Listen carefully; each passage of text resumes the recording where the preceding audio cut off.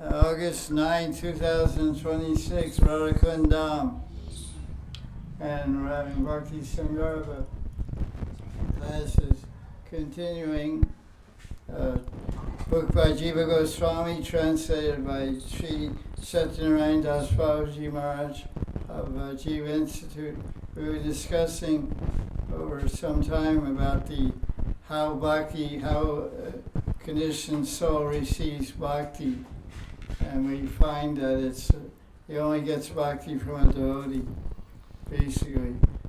The devotee that the person contacted in this life or prior life, somehow some compassion and mercy of a devotee was received, and that turned one's attention towards Krishna, and they began a life of devotion.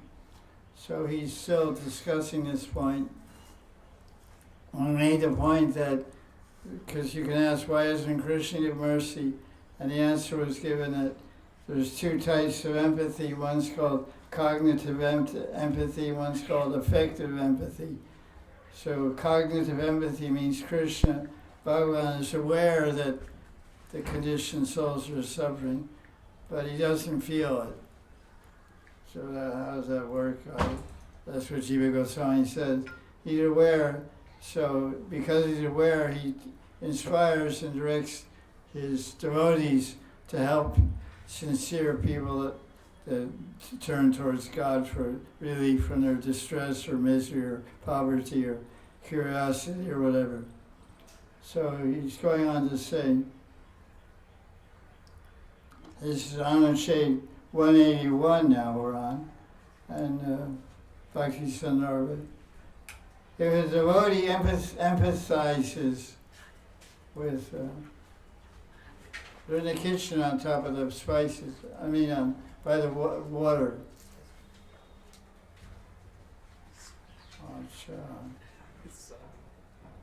Famous magic trick.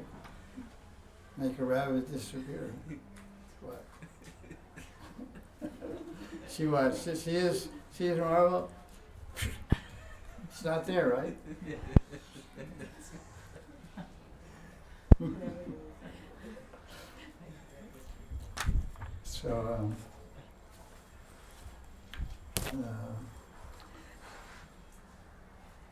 So devotee shows empathy for suffering souls and bestows mercy on them. But this giving of mercy is not motivated by the person's suffering, because the devotee sees everyone suffering. But he doesn't go around initiating everybody on the street. Of course, some people do that. There are some devotees from Radhakund that put neck beads on anybody they see. Yeah. I'm not mentioning any names, but they actually carry neck beads in their pocket. And even they make it, they kind of confuse you, They sit down next to you. These are devotees preaching in Radhakund. They say, do you have Guru Mantra? So the devotee thinks, I don't know, I'm initiated. I got Kam Gayatri, Gopal, I don't know Guru Mantra. They get a little bewildered actually. They said, I don't know. Oh, you don't have Guru Mantra? You can't attain perfection. I'll give it to you. But first let me give you neck beads. I heard somebody say, I have neck beads. I have a guru. So slow down. But they're like really adamant to convert you or reinitiate you or whatever. And they're not small devotees either. So suffering, devotees, it's a little mystical how one gets initiated. Obviously, something moves the devotee to initiate someone. But he's basically Krishna in the heart. Because the only one that can really measure the sincerity of a jiva and perceive the reality of a jiva's necessity is Paramatma, because he's right in the heart. So that's why he says he doesn't feel it, but he's aware of it. He's cognitive empathy. He's aware of it, so he prompts the devotee to give mercy to the one who's suffering. So basically, the whole thing is orchestrated by Krishna. And in his form is Paramatma. We're talking about the initiation, beginning of bhakti. When one is initiated, then Paramatma transforms into Bhakti-Vihari, or Radha or Shyamasundar, or Giridhari, or whoever your Ishtadevata is. Then it's a whole different ballgame is going on. Because Krishna says, he's talking about general suffering, people turn to God, and that's all the operation of the super soul. But then when he says that someone worships me and serves me, then it's personal. That's personal. So, Jiva Goswami goes on, if suffering was the cause of receiving blessings of the devotee, everyone in the material world should receive blessings. If suffering were the cause, then those who are sattvic in nature, who are relatively free from suffering, would never be candidates for a devotee's blessings. That's a fact. Because actually, people that are really sattvic, they very rarely become devotees. They're enjoying good life, they have good health, good friends, and good place they live in. They're in sattvic good, so why do I need God? Krishna says in 4th chapter of Gita, only miserable people are curious, really sincerely spiritual people turn to God. Chatur Vida Bhajanema Jana Sugritin Arjuna Arto Artati Jignasu Gyani Chapartarshava. So the Gyanis and those that are curious also can be in sattvic good, but generally we find it. Anyone to distribute books and preach, they see that the people that are rich, the elite, what they call the elites, the Rothschilds, the wealthy people, they're rich and have everything going for them. They're really usually not turning to God seriously in bhakti. So, like Prabhupada often says, a poor man's house you can walk into, especially in India. I can walk on the street, walk in anybody's house. There's no dogs, no electric fences, except here. It's just battery power. 12 volt, it's not going to kill you. You get a little sting. Chuck. You get a little bzz. I don't even know if it works, because the monkeys go right through it. Monkeys sitting all the wire up. So it's just like psychology, So, the independent will of the devotee is the sole cause for extension of grace. For this reason, the grace of the devotee does not depend on anything other than the independent will of the devotee. Therefore, the devotee's mercy and grace is completely unpredictable. Devotees in general are unpredictable. The devotees of the class are unpredictable. But to speak of this dispension of mercy is also unpredictable. Anyway.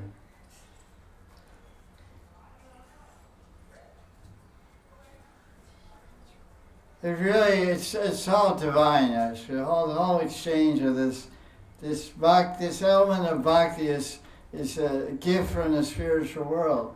And the guru is like a post person, postman or postwoman. Post one. Yeah. Post one. That doesn't work. That was great. Thank you for showing some of your genius. Post one. You started this, that's your genius. The post one. He passes it on. Deliver. In a metaphorical sense and in a literal sense. He delivers you by delivering the mercy. of bhakti, because bhakti, love delivers everyone. So it cannot be said that the giving of grace is controlled by Krishna. Krishna himself is under control of his devotees. Such is the play of love that the supreme controller, Krishna himself, becomes controlled by devotees, and the devotee becomes controlled by Krishna. So basically, love is controlling both parties. Love is moving the devotee, and love is moving Krishna. Durvasa was compelled to beg directly from Ambarish to be saved from death by the chakra. In this case, it proves that Krishna's chakra is under control of the will of his devotee, not even that of Bhagavan himself. That's far out. Now I have a new angle here. You know, if somebody gets out of line and says, look, I'll throw my chakra at you. Before it's just a brick or something, a stone, a stick. But now I have a chakra. Sudarshan chakra. You want to be the next Shishapal? Clean the pots and pans. Take out the trash. So do you see my chakra? I can invoke the chakra. Idam chakram idam. Come here. Tell the owl. Quickly come.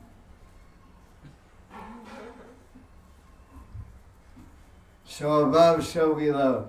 Now he talks about vrittis. This Anand 185. He talks about 185. He talks about vrittis on page 1134. If you're trying to follow where I'm going, which is hard to understand. That's a common thing about it. We're teenagers. You get in a car, somebody, you're hitchhiking. And, the guy, you're hitchhiking, get a ride, a guy pulls over. And then you ask the guy when you go in the car, where are you going? And he said, okay, I'm going there, give me a ride. So sometimes when the guy's driving, somebody gets in the car, he says, where are you going? He says, I'm going crazy, you want to come?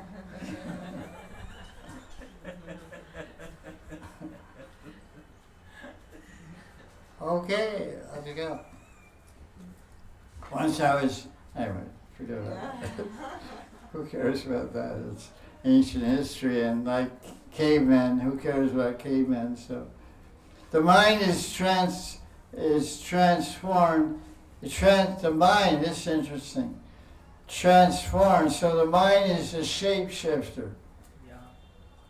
The mind, the Adi shapeshifter is the mind. It transforms itself into the shape of the object. This is called vritti. What is the famous Patanjali Yoga Sutra? Chitta vritti nirodha. Chitta vritti nirodha. Nirodha means opposite. Chitta means opposite things. You should control the opposites. The opposing, opposite thoughts. So yoga means chitta vritti nirodha. Nirodha. Chitta vritti nirodha means controlling the wayward mind. We're controlling the adverse thoughts. And that's, in other words, mental control. So how do we do that? Hare Krishna, Krishna Krishna, Hare Hare, Hare Rama, Rama Rama. Mantra. Triate, deliver from mind. And your mind gets steamy, and the pressure starts to boil, and it starts to whistle. Take out your beads. Worry beads. They call worry beads. And then things become nice. Doesn't it? Go like this. No, oh my dear. Get new beats. So this is called a monovritti, a mental mode. This vritti constitutes the knowledge of the object. Anyway, that's an interesting point. Let's go 11:40. We're going to go on to 11:40 now. Okay, 11:40. Okay, Bhakti Ki Jai. Now we're on Annushade 186. It talks about what can a sadhu give and what can a sadhu not give. Sadhus can bless conditioned souls only with what they themselves have realized. Prabhupada used to often preach, you should preach according to your realizations. So a guy joins and the next day he's on the street preaching. What's he gonna say? Oh. What does he realize? Nothing. Sunday feast is good. Oh, good morning. Hello, sir. Hare Krishna. Come on Sunday to our temple at 4 o'clock. There's a big feast. It's really good. How do you know it's good? I had it, so I realized it. I mean, like, no sadhu can transmit what they have not, what they don't possess. So what does that mean? So that means if someone is in Vaidhi Bhakti, they can't transmit Raganuga Bhakti. If someone is in Sekhya-rati, they can't transmit Madhurya-rati. If someone is in Madhurya-rati, they can't transmit any other rati because that they don't have contact with that. They're not made of that. They're not created. They're not moving on that energy, that realization. Sometimes it's said falsely that one of Madhurya Rati can give any other Rati. But you can only give what you have. You can't have all Ratis. You're not like a supermarket of Sai Babas. Supermarket of Sai Ratis. You have whatever Rati you have received or have realized, have perfected, and have worshipped and have received real experience of, that you can pass on. You can give teaching, general teaching about Rasa Tattva and other prema and things like that, and point people in directions to cultivate their particular sthirati. But to actually give that sthirati, it's not possible. Because sometimes people have asked me that very question. They said, look, can you give Siddhaya, can you give me a Siddhaya in Sekhya-rati? I said, no, I haven't been trained by that, and I haven't received that, and I'm not pursuing that. Every sthirati is the sacred treasure of the one who has it. So that's a type of treasure. Prabhupada called me Mahanidhi. Nidhi means treasure, and Maha means great. So I didn't know what that really meant until I met my Gurudev, and he gave me Siddhadeya. And he gave me a new name, Madan Gopal Das. But then he paused and he said, no, I wanted to call you Mahanidhi Madan Gopal Das. And I said, why? And he said, because Mahanidhi is the name, Madan Gopal is Krishna. But Mahanidhi describes Radharani. And that's in Radharani Siddhanidhi, verse 136. It says Radharani is a Mahanidhi and describes she's a great ocean. Nidhi means ocean and treasure. She has 7 great treasures. And Prabhupada Saraswati describes those 7 great treasures. Jai Shirai. So he kept that name.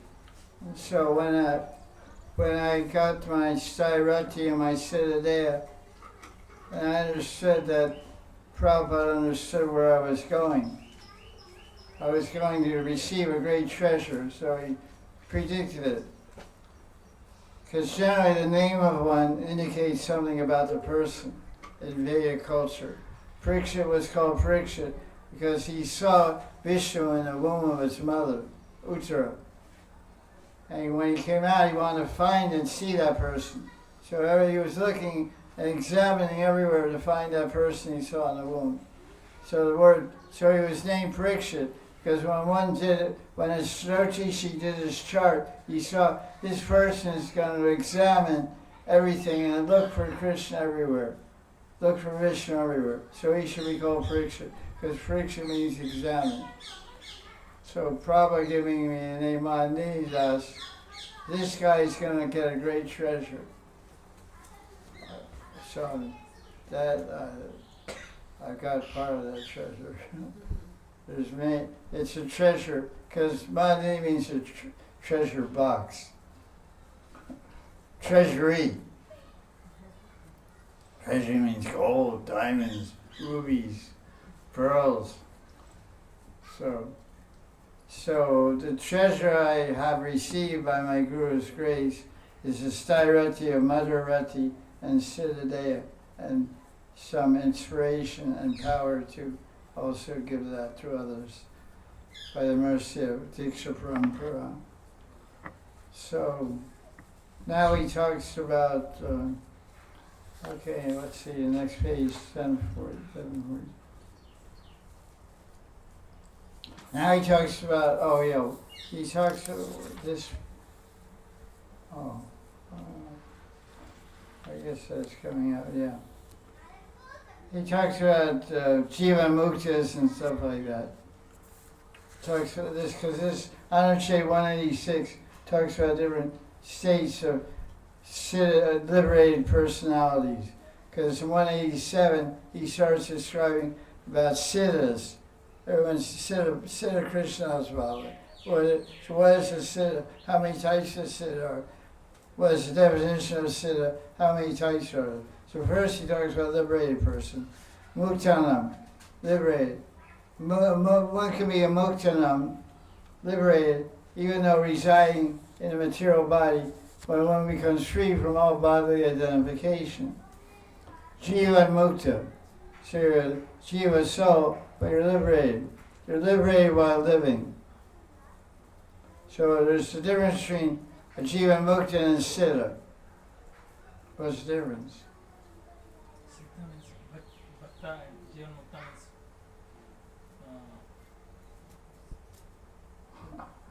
Brahmavadi or something. Siddha, he got perfection, Jivamukta didn't. We're going to find out. I don't know, you don't know either. That's what the trick is here. Jiva, here's the idea. He said, Jiva Mukta means you're alive and you're liberated because you're free from bodily identification, although you're still moving in the body. And Siddha means that Jiva Mukta has attained final liberation. There's some Sanskrit term for that also, which I can't remember. It's in the chapter itself. Different types. And also, Jiva Mukta, you can be liberated but having that darshan of Krishna. Siddha also has the implication that you had darshan of Radharani or Krishna or Vishnu, like Dhruva Maharaj, like Prahlad Maharaj. And Srinadev darshan. Narada Muni had darshan. So they became siddhas. They were Jiva Muktas first because they were on Bhava and Prema platform. And then they became siddhas after they had darshan. They became sadhana siddhas. Okay. Jiva Goswami describes that even a Jiva Mukta can fall. Jiva points out that not all Jiva Muktas attain siddhi or ultimate liberation. Some Jiva Muktas may fall down. How do they fall down? Not serving. How do they fall? What's the cause of their fall down from being liberated position? Making sins. Offenses or becoming attached. Aparad. That's the answer. Offense is, you may offend a great devotee. As stated by the Devatas in the Devastuti prayers to the Devatas in chapter 2 of the 10th canto, which we'll be coming up to next week, I guess. Yanye Ravindakshamamutamaninas. The word siddha refers to a person who has attained final liberation after giving up the body. That's called videya mukti. That's interesting. Sanskrit. Videya, V means without, deya means body. Final liberation, no body liberation. It sounds really fancy, but it's really simple Sanskrit. Videya mukti. Wow, what's that? Deya means body, V means without. Now, Anushay 187, Bhakti Siddhas, 3 categories of Siddhas. Okay. On the 2 paths of Gyan and Bhakti, there's 2 types of Siddhas. There's a Gyan Siddha and a Bhakti Siddha. Those who are perfect in non-dual awareness, Gyani Siddhas, are described below.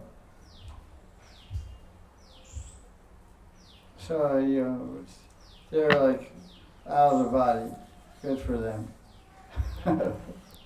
3 types of Bhakti Siddhas. Oh, there's 3 types. 1. Prapta Bhagavat Parshad Deya. Fancy term, East simple Sanskrit. Bhagavat, Krishna, Prapta, attain, Parshad, associate, Deya, body. Attain a body like the associate. Like Rupa Mantri has a Mantri body, you have a Mantri body. So 1, have attained the eternal form as an associate of Bhagavan. Did you know that you're an associate of Radharani? Mantri, maid servant. You're in the association. And the second one is those whose material desires are completely washed away. Nirduta Kashaya. Kashaya means dirt, and Nirdut means cleansed, eliminated, free from. Those whose material desires are dormant, Murshita Kashaya. They're like dumb desires. Murshita means fainted, unconscious desires. Fainted, dumb, deaf and dumb desires. Narada Muni and Shukadeva Goswami. Wait a minute. Narada, Shukadeva. It's kind of confusing. Okay, Sri Narada, Sri Shukadeva, and Sri Narada in his previous life are examples of these 3 categories of perfected devotees. So, Narada in his previous life, who was he? Suppressed. son of He was Gandharva. previous Oh, Oh, yeah. Gandharva and that. so we know what happened then. With Gandharva, so he's in the category of Murshita Kashaya. He was Siddha, his desires were dormant. They were there, but they were sleeping.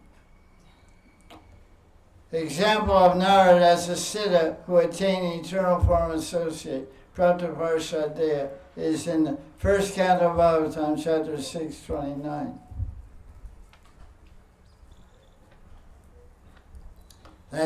That verse, that whole story of Narada Muni is great encouragement for anyone who is in IGM where they don't get Siddha given to them by Guru.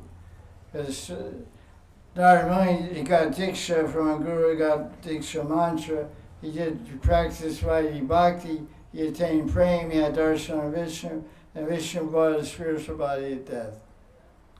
So that's the pie in the sky way to go.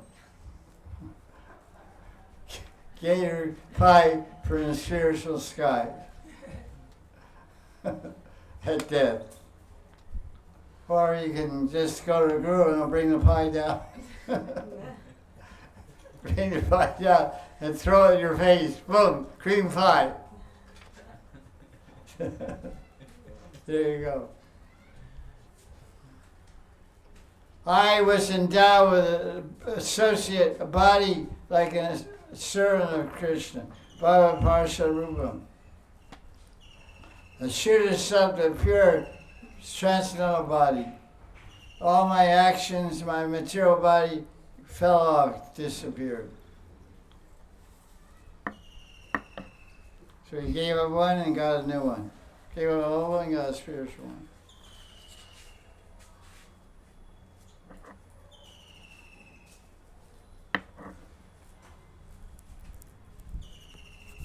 And then he says on 1146,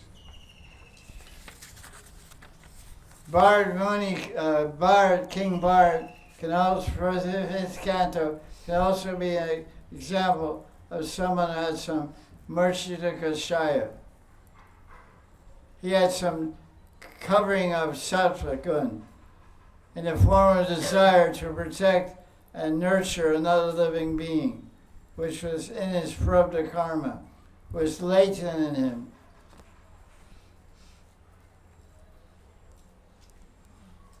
In this manner, three categories of bhaktisiddhas share an identity in that all of them are established in prema.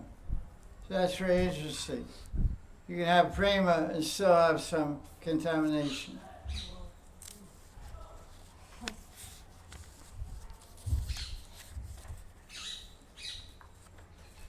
Material desires can completely washed away, and then one is material desires are dormant,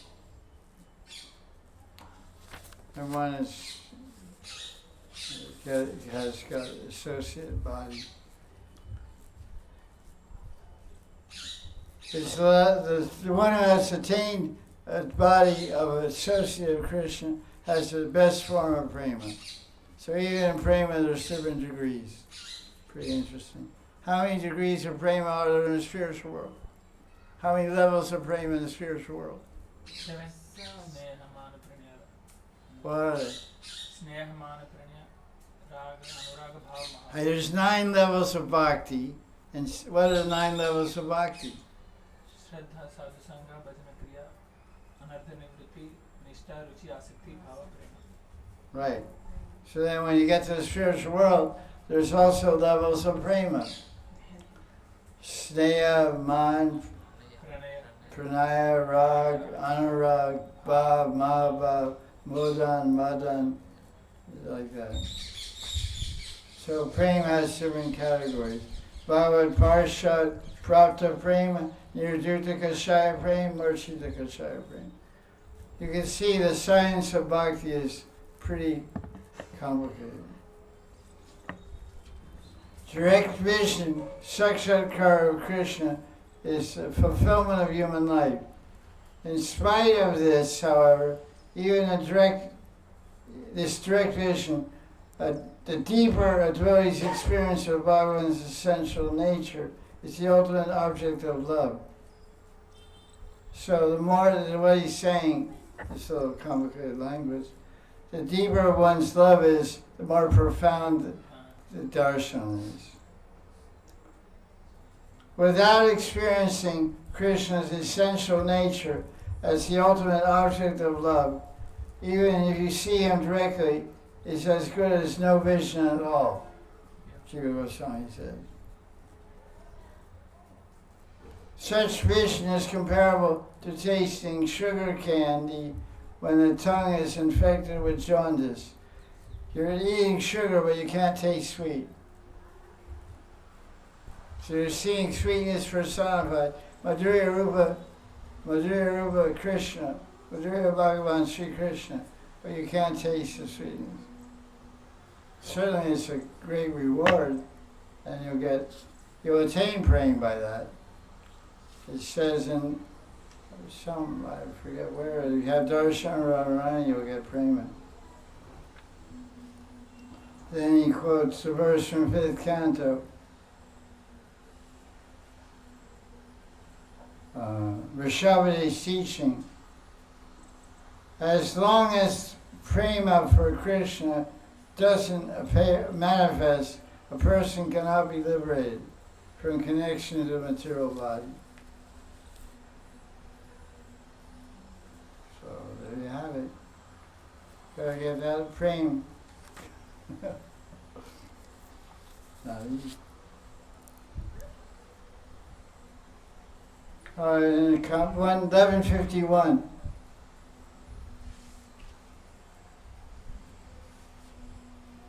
About these 3 types of bhakti siddhas.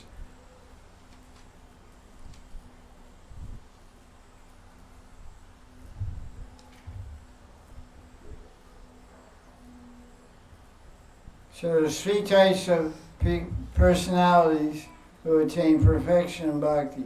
One is one who attains a spiritual body. That's across the board perfection, success, everything perfect there. They're free of all material desires. So the second class, they're free of all material desires, but they haven't attained a spiritual body. So they're called nirduta kashaya. So the kashaya is the lack of a spiritual body. They're still in a material body. So material body, there's no material desires in the mind or consciousness, but they're in a material body. They're alive. They're like in line waiting to get on the airplane. They haven't started flying yet. They're out going up the ramp, entry ramp. And the third one, those who are free from attachment to sense pleasure, but have residual impressions of desire still persisting. So now he gives examples. Narada Muni is the first one who got the spiritual.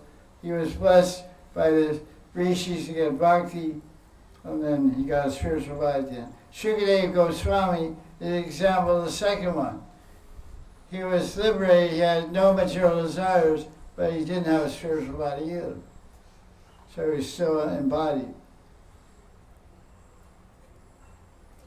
He had not attained a spiritual body, but was completely devoid of even the faintest trace of desire. His consciousness was completely filled with the bliss of the self. No material object could disturb him. This is due to the fact that he didn't have any latent impressions, samskaras of sense pleasure. Jiva Goswami was liberated from his very birth. That's a pretty good way to go. He didn't know the difference between male or female.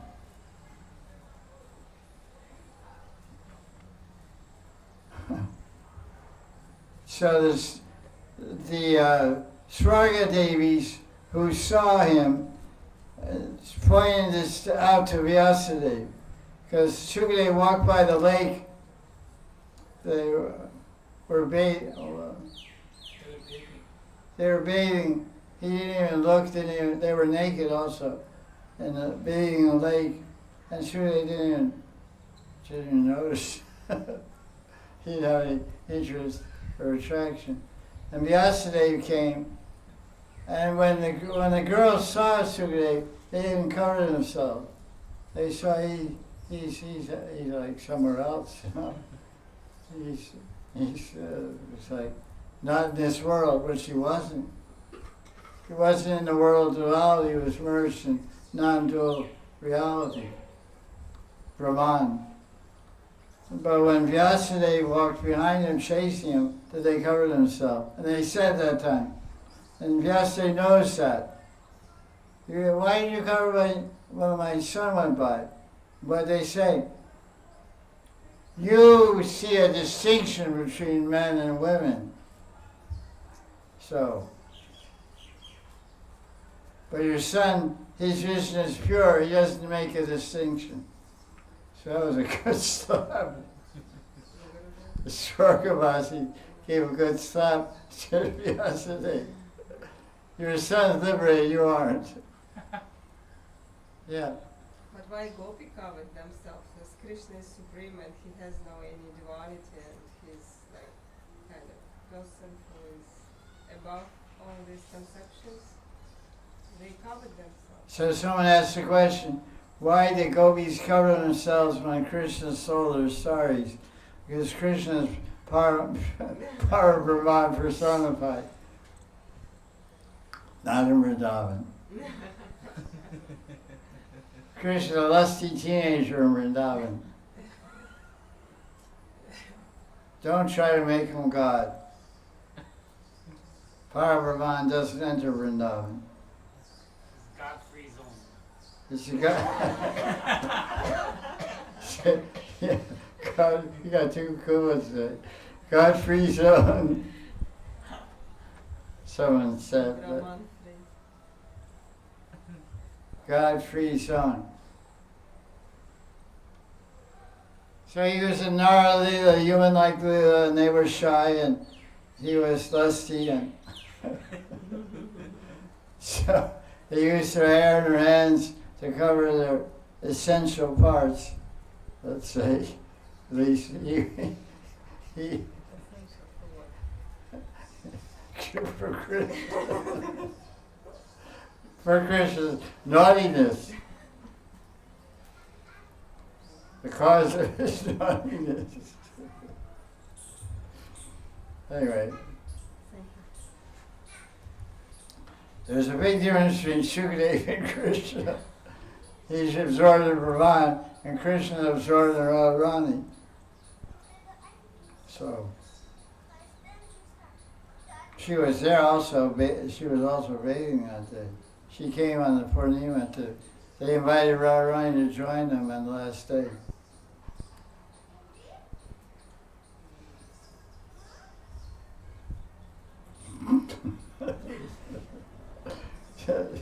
The Swargavasi slapped me yesterday. That's so funny. He's sure you're not. Okay. Well, look, I'm writing the Vedas, man.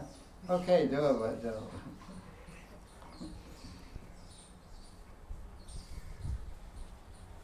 Okay.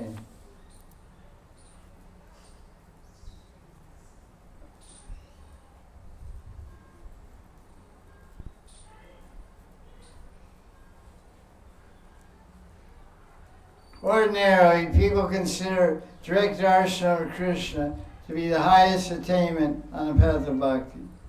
Jiva Goswami disagrees with this idea. He says the important thing is prema, whether you get darshan or not.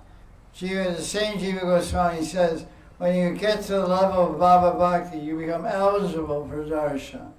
You may not get it. If there's no prema, Krishna prema, then merely seeing Bhagavan has no meaning. During the time of Krishna Avatar, when he was walking on the planet, many people saw him, many times, but it didn't change that person. Like Duryodhana saw Krishna so many times, but it didn't create any joy or any change in his consciousness. He was still greedy and proud and envious, even though he saw God repeatedly. Right? Yes.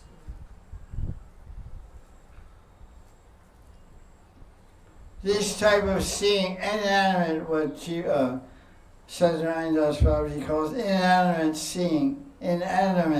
seeing can be compared to a video camera, which records without any emotion. So you have darshan without emotional backing, there's no success.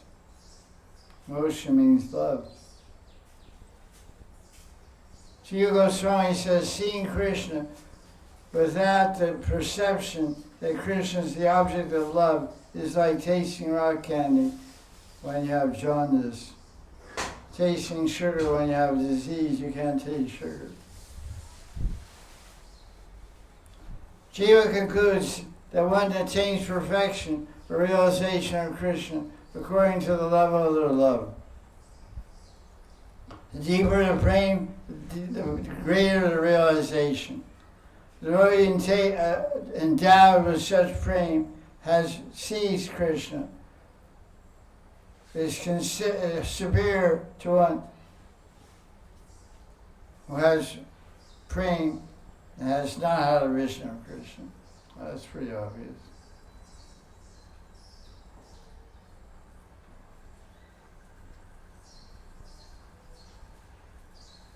Wow, that's the goal. So the goal is prema, Krishna prema pradayate. That's what Lord Caitanya came to give. Namo Mahavadanyaya, Krishna prema pradayate. Krishnaya Krishna Chaitanya, Anegurasasena. Okay, next week we'll talk about different types of devotees. Kanishta Madhyam Uttam. Exciting topic. Jai Jai Shri Radhe.